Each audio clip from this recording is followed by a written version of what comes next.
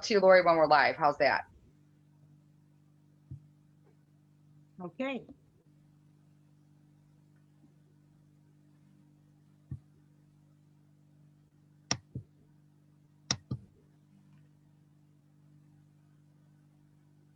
Go ahead. Okay.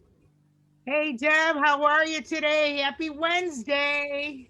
Hey, Laura, how you doing? Oh, it's a beautiful day in Chicago. I'm excited when it's a little sunny out and it gets a little warmer. So, how's everything for you? We're doing really good. I can't wait to introduce this lady that we have on today. What an inspiring, amazing woman. And I'm going to tell you a little bit about her, then we're going to let her get on here and talk about what she does, okay? Her name is Ellen Burgan. After 30 years in the business world, Ellen Burgan started a new chapter as a life and joy coach. She is certified through the Fearless Living Institute. Ellen is um, passionate about helping women whose hectic lives of motherhood and or a career has let them slip through the bottom of the priority list. She uses her gifts and skills to help women close the gap between the life they're living and life they desire. Well, with that, I am going to introduce you to Ellen. Ellen, welcome today. We are so happy to have you on here. Thank you, Lori. Thank you for having me, Lori and Deb. Okay, thank you. So I'm a little jealous of the sun, I just have to say, in Chicago, because we're having a typical Wisconsin spring day where we literally go from beautiful sunshine to snowstorm. So it's kind of typical, but that's okay, makes us flexible up here.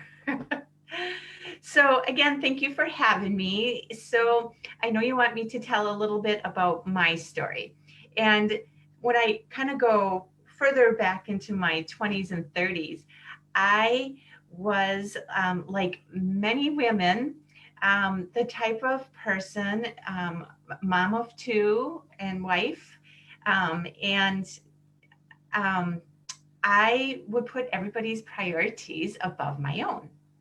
So I I could get depleted. I mean, I there were times where I was super tired because even volunteering came before my own priorities. I didn't take time for that self-care and just giving me some time to rejuvenate on a regular basis.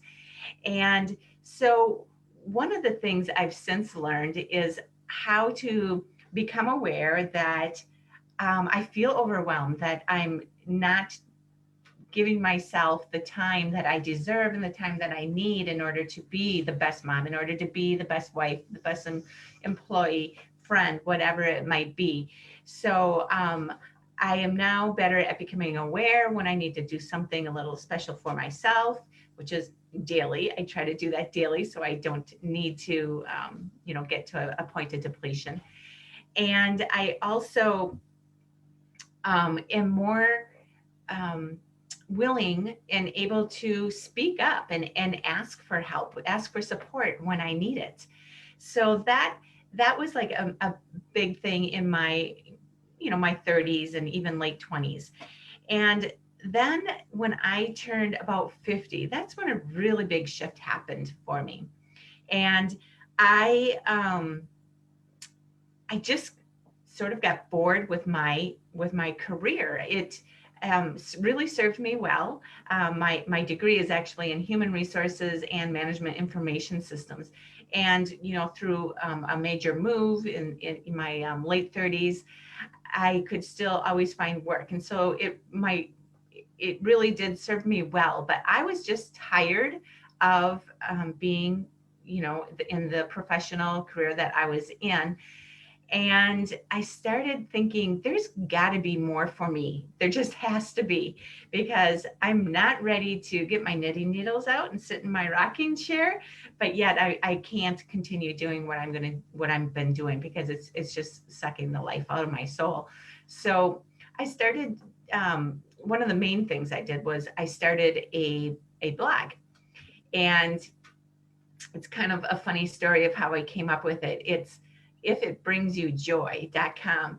And when I decided to create a blog. Then I had to figure out what I was going to call it, what the URL was going to be. And everything I would come up with would be taken. And one day I was driving and I came up with, if it brings you joy. I pulled over, there was just something inside of me that lit up. I pulled over, I saw that it was available. And so as soon as I got home, I went on and I purchased the domain. And the word joy has always just really resonated with me. And so it's just the perfect name of the blog for me. So I started out writing about pretty much anything that brings me joy, like the name implies. And throughout the years, I've always done a lot of personal growth blog posts, because really that is a personal interest of mine. Really around the age 40 is where I started taking that interest in personal growth. A friend of mine introduced me to Oracle angel cards. Okay. And that really intrigued me. And then I would go to various conferences. Like I went to an Abraham Hicks conference for Law of Attraction, webinars, lots of books. I would just learn, I would integrate it into my life, and then I would write about it and share it on my blog. So I really do that blog brings me so much joy because I love learning, I love writing, and it's really fun to share with others, and maybe help them improve their life a little, and the people that they love a little. So I always knew that blog though was not the end point. I knew it was taking me down a path, but where that path was going, I had no idea. So I just kind of trusted it and had fun with it because I just didn't worry about it. And it did provide me a little challenge that helped me kind of just get through that time of boredom for a few years on my job. And then it got to a point where things were changing at work, and I knew it was time. I wanted to leave. And so I got that set up, and then an opportunity came where I could leave a couple months early, and I just ran through that door, and I've never looked back. Mm-hmm. And actually, before I left, I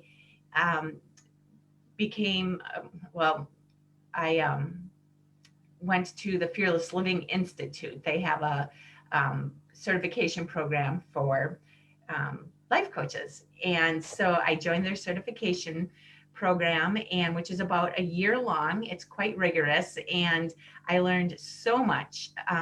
Since it's about the Fearless Living Institute, of course, it's about fear and how fear makes us behave in ways that does not support our goals, and how you can get to what they call freedom. And what they call freedom is, to me, is joy, is that inner joy that everyone can choose to build in their own life. And it's not something that can come to you from external successes or that you can buy. It's really an inside job.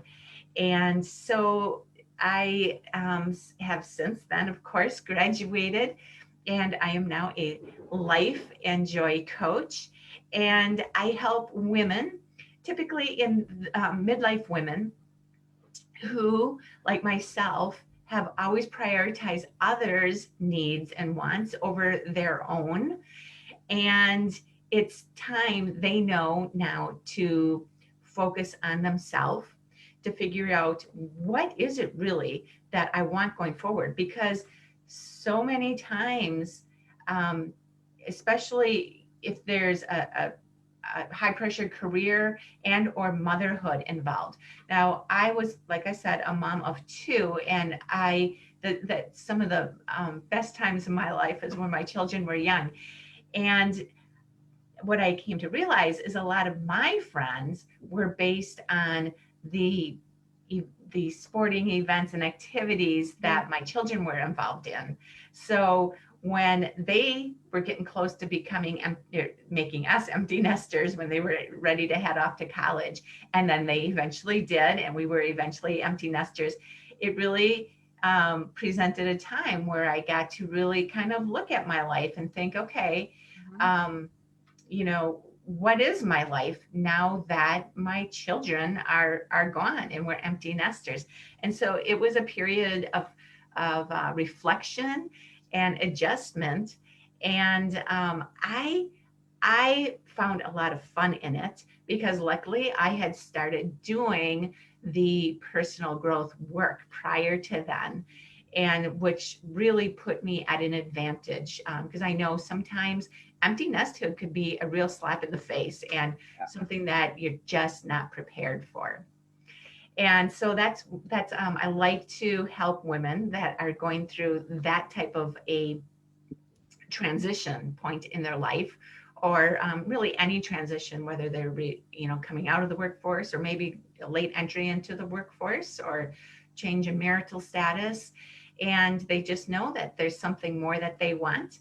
And life coaching is that something that I found. I feel really blessed that I get to that I found my purpose, and I'm so passionate about it that I get to help other women find what really sparks their joy and help them get to it with, and over all those obstacles like overwhelm and stress and self-doubt, procrastination, all those fun things that fear can actually make us do.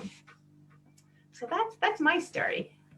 That's amazing. I just got something I want to ask you or just say. We were talking earlier, Lori and Ellen and I, and you talk about, and you've got 4 short points about fear. Would you mind sharing that with us? We have a few more minutes. I'd love to have you share that. Sure. Well, like I said, fear makes us behave in a way that, works against helping us get our meeting our goals and reaching our true potential.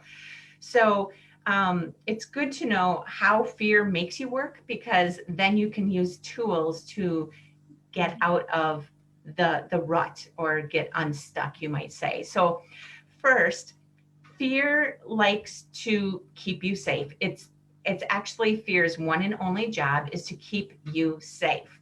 So back in caveman days, that was awesome because you needed to run from wild animals and do what you needed to do to stay physically safe.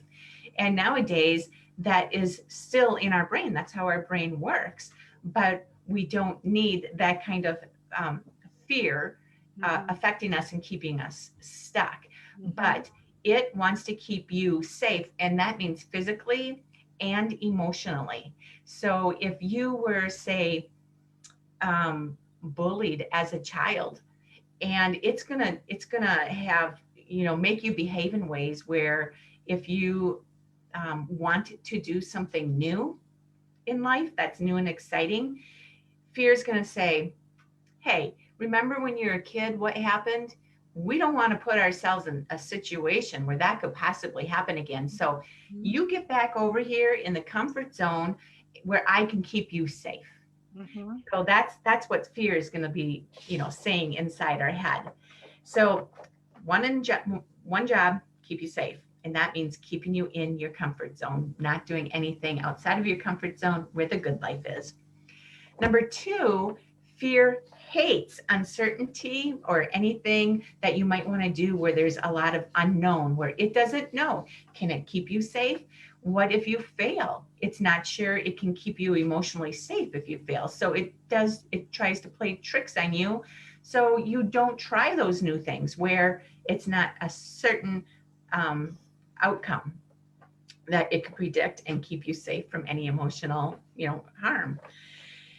Third, fear holds the past against you. So here again, if you were bullied, or if your parents maybe raised you in a certain way that isn't serving you right now, those limiting beliefs are still going to be affecting you. That fear is going to be affecting you for what you want to do today, but it's going to try to hold you back because of your past. Right. And finally, fear is stored in your long-term memory. So, and that includes real and perceived threats. So if you once saw a snake in the grass and now you see a stick in the grass, it's going to go, oh, remember that time? That's probably a snake in the grass. And it's not a snake, it's a stick. But that's just one example of a perceived threat that it's not going to let go of, and it's going to affect how you move forward, the risks that, it's going to try to stop you from taking risks to get the life that you truly want. That's amazing. Those are very good points. And that's just one small part of what you are as far as your coaching, and you're bringing joy to people and what you can do to help people. It's really a lot of people that Lori and I have been coming across just in this last, whether they're gentlemen, men, older, younger, whatever, we're all recognizing that, there's more out there for us. We don't have to be at that point of life where we can't start something new, or we can't change what we're doing, or add something in, or take a course to better ourselves, or start a blog, or start a Facebook group, or start a podcast. People are doing it, and you know what? People are rocking it, and it's a great example that you came here and you shared. I love everything that you're doing. I mean, it's just so pure, and so you could just tell that you have such a passion for it, and it's wonderful. Laura, I know you got a lot that you'd like to add to. I just want to say one thing, Ellen, please let everyone here that's listening and who will listen again know more about you just by putting comments down in the Facebook group that we did, that we're going to share, and it will go on YouTube as well. And with that, Laura, I'm going to turn it over to you. Thanks, Deb. Ellen, you are so inspiring. You've just inspired me today. Thank you so much. I just want to ask you a couple questions. How do you meet with people on Zooms? Do you do it on the phone? How do you do it with, the stuff going on with the pandemic? How do you meet with people? For one-on-one coaching, I meet on using the phone. I like the fact that people don't have to think about what they look like or anything, and that they don't have to have that in mind, that they can focus on what we're talking about. So that's what I do. So the pandemic didn't slow me down at all as far as meeting one-on-one, because it's always been via phone. And I did a couple book groups, and that of course was with Zoom. And I'm thinking about doing a group in the future, and that of course would be Zoom as well. So everything is online, which is one of the advantages of becoming comfortable with technology. Mm-hmm. Yeah, that is just amazing. I hope people look into what you do, because for somebody like me, I understand what you're talking about, because my life had turned around from being totally busy in the business world and working and everything, to having disabilities and having a whole different life now. And there's a lot of people that are our listeners that are in the same situation. So if you could help people like that, that's amazing, because it's really hard to transition. Like you said, you were empty nesters, and everything changes in our lives. And I think that's so wonderful that you work with people to help them get through, because some people don't even know where to go with it. They might pray about it, but everybody needs help, and I think that's amazing. So thank you so much for being on here today. And I hope that everybody looks into more about Ellen. And if anybody has questions, please put it on our Facebook page, and we'll get back to Ellen with it. And Ellen will put all her information on there where she could get a hold of us. And with that, Debbie, do you have anything else to say? I think you covered it. I just got to say thank you so much again, Ellen. You were a very big inspiration to many. We loved having you. Thank you for taking time out in your schedule. And we'll look forward to having a connection and hearing more about what you're doing, and get you back on again, definitely. Like that. Thank you Absolutely. so much for inviting me into your community. I love it. It's so fun. Thank you. Take care. Bye, everybody. Have a good day. Bye. Bye-bye.